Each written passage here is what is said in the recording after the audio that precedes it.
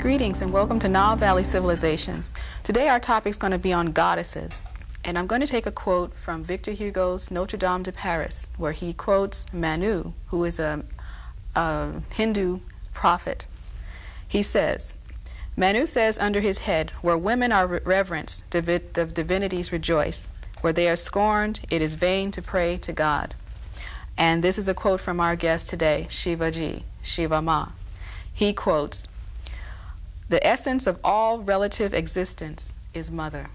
And I welcome Shivaji, Shiva Ma, to our episode of Nile Valley Civilizations. Namaste, Shivaji. Namaste. I'd like to start off with, why is there a great interest or renewed interest in the goddess theories today? There's a growing interest in goddess due to a growing concern and interest in nature and the concern with ecology. Mother is connected inherently with nature and with ecology and with the environment.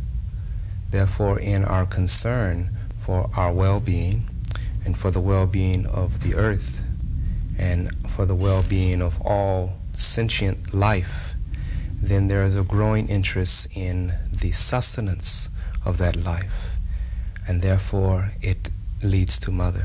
It leads to a consciousness of the primal energy that flows through all life. Now this is done consciously or unconsciously, but nevertheless it is a reality that we see in today's growing interest. But even with the interest in goddess worship, there's so much competition between male and female. You have the women's rights movement, you have male people calling men male chauvinists, women's liberation movement, the superior male complex. Can you quote on that a little bit? Why is there so much adversity between us, male and female? The nature of all relative existence is chaos.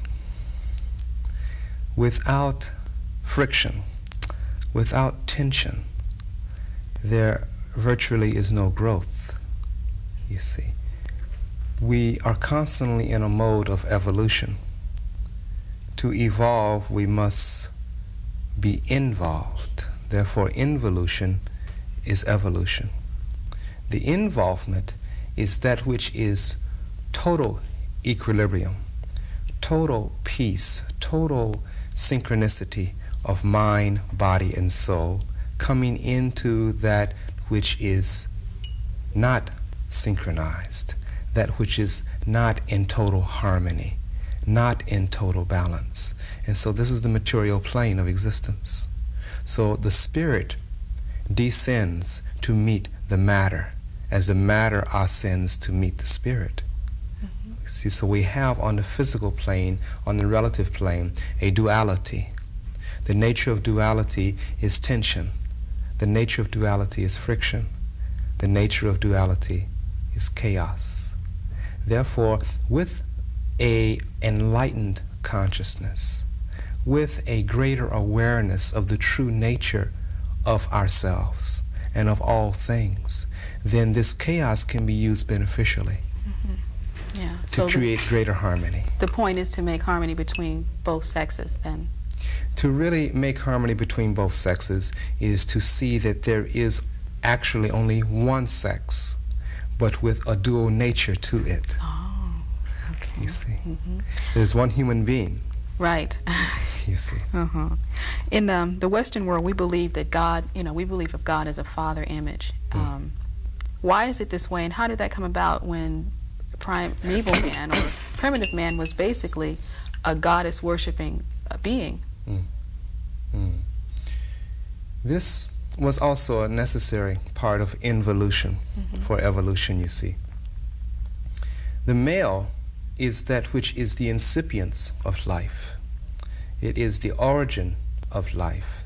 Yet that life is manifested forth, that life emanates forth through the female, you see.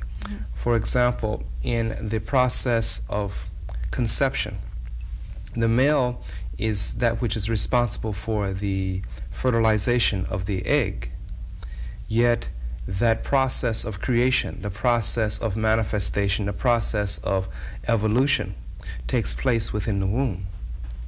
You see. So the male entity, as we might call it, is that which fertilizes, but it is the female which nourishes, which sustains, which nurtures, and which develops. So what we're seeing here is an abstract reality and a relative reality.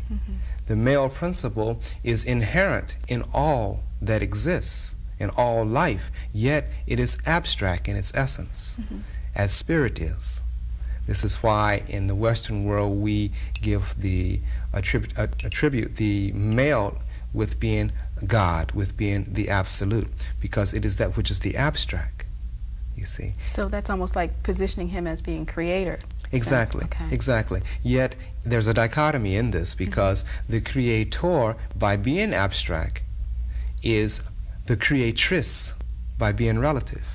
Because that womb that receives the fertilization of the egg is that which is responsible for the process of creation. The embryo itself develops within the womb, not within the seminal fluid. Right. You see? Yet the inherent nature of the seminal fluid is the same as that which nurtures the would-be embryo in the womb, and that is the blood. Right. You see, seminal fluid is made up of 10 parts of blood to 1 part of semen. So therefore, that blood which is coming from the mother, which is the menstrual cycle, that is retained in order to feed the would-be embryo, you see, is that same blood that the male had in his body and that he received from his mother in the beginning of his own birth. So it goes back cyclically to the mother. So therefore, all relative existence is coming from a creatrix. The creator is abstract, the creatrix is relative. Okay. Now, going to mother, if they did a research, I think not too long ago, and they found that through DNA, that we can all trace our ancestry back to one African woman. Yes. Now, I know that, I believe if the world knew this and really accepted this, there would be more harmony in the world. What do you think? There would be, if the ego could be transcended. You see, truth will always prevail, yet it is the eye and the heart and the mind that is willing and able to accept the truth.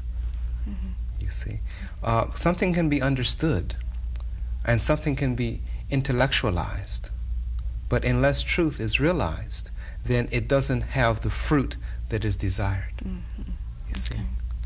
Well, I wanted to ask about Europe. They have queens, but they seem to be Europeans are very, they're male-oriented, they're patriarchal. And I know they have a cult of druids, and I know there's a lot of priestesses in the druid cult. How do the queens of Europe deal with a patriarchal society, and how does druidism affect that? The druids are a very ancient mystical school of philosophy and religious practice. The Druids were practitioners of nature worship, primarily. And this, again, correlates with Goddess, you see, because earth and nature are that which on the relative plane are the sustenance for all physical existence. In there is a very, we might say, unseen presence, which we call spirits, which we call entities, which we call energies. And this presence permeates all physical matter.